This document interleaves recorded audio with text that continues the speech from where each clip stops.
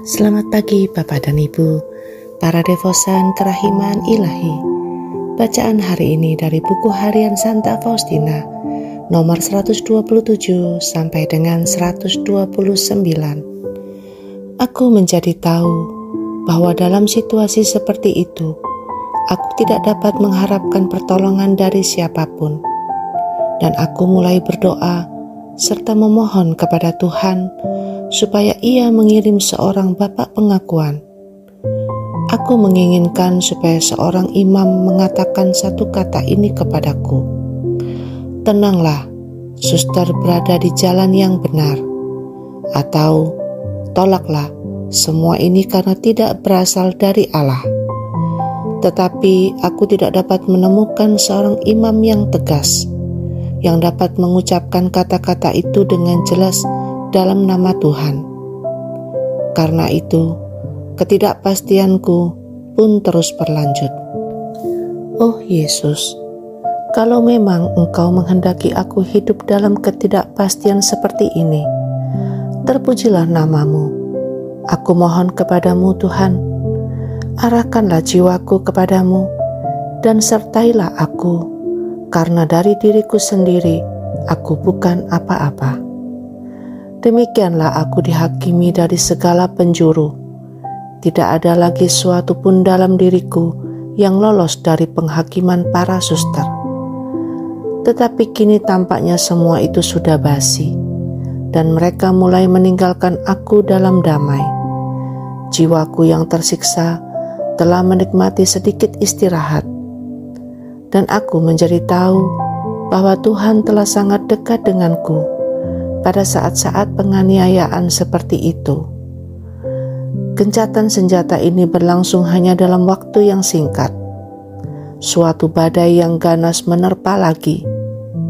Kini bagi mereka, kecurigaan-kecurigaan lama itu menjadi seolah-olah fakta nyata. Dan sekali lagi, aku harus mendengar nyanyian-nyanyian usang yang sama. Tuhan agaknya menghendaki seperti itu. Tetapi cukup aneh. Kemudian aku mulai mengalami berbagai kegagalan, juga secara lahiriah. Ini menimpakan kepada banyak penderitaan dengan segala jenis, yang hanya diketahui oleh Allah. Tetapi aku berusaha sebaik-baiknya untuk melakukan segala sesuatu dengan maksud yang paling murni. Kini aku dapat melihat bahwa di mana-mana aku diawasi, ibarat seorang pencuri di kapel, di saat aku sedang melaksanakan tugas-tugasku di kamar. Kini aku sadar bahwa di samping kehadiran Allah, aku juga selalu merasakan di dekatku kehadiran insan. Dan aku harus mengatakan bahwa lebih dari satu kali kehadiran insan ini sangat menggangguku. Kadang-kadang terjadi, aku bertanya-tanya, apakah aku harus meninggalkan bajuku waktu mandi atau tidak? Sungguh, bahkan tempat tidurku yang sederhana itu banyak kali diperiksa. Lebih dari satu kali, aku tertawa gelih ketika aku tahu bahwa mereka bahkan tidak membiarkan tempat tidurku tak terjaga. Salah seorang suster memberitahu aku bahwa ia sendiri datang untuk mengawasiku di dalam kamarku setiap petang untuk melihat bagaimana tingkah lakuku di dalam kamar. Tetapi para superior adalah tetap superior. Meskipun secara pribadi mereka merendahkan aku dan kadang-kadang memenuhi aku dengan segala macam keraguan-raguan. Mereka selalu mengizinkan aku melakukan apa yang diminta Tuhan. Memang tidak selalu dengan cara yang aku minta, tetapi dalam beberapa cara yang berbeda, mereka memenuhi tuntutan-tuntutan Tuhan dan memberiku izin untuk semua kurban serta mati raga yang diminta Tuhan dariku.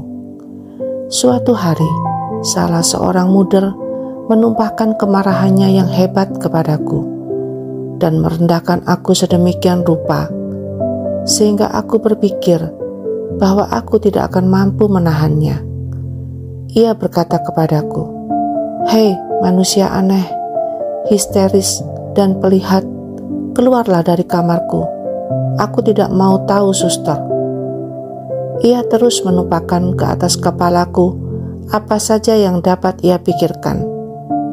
Ketika aku masuk ke kamarku, aku menelungkupkan wajahku di hadapan salib, dan kemudian aku memandang Yesus.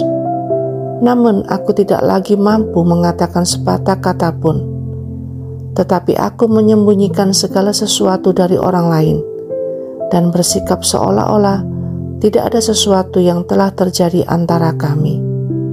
Setan selalu mengambil keuntungan dari saat-saat seperti itu.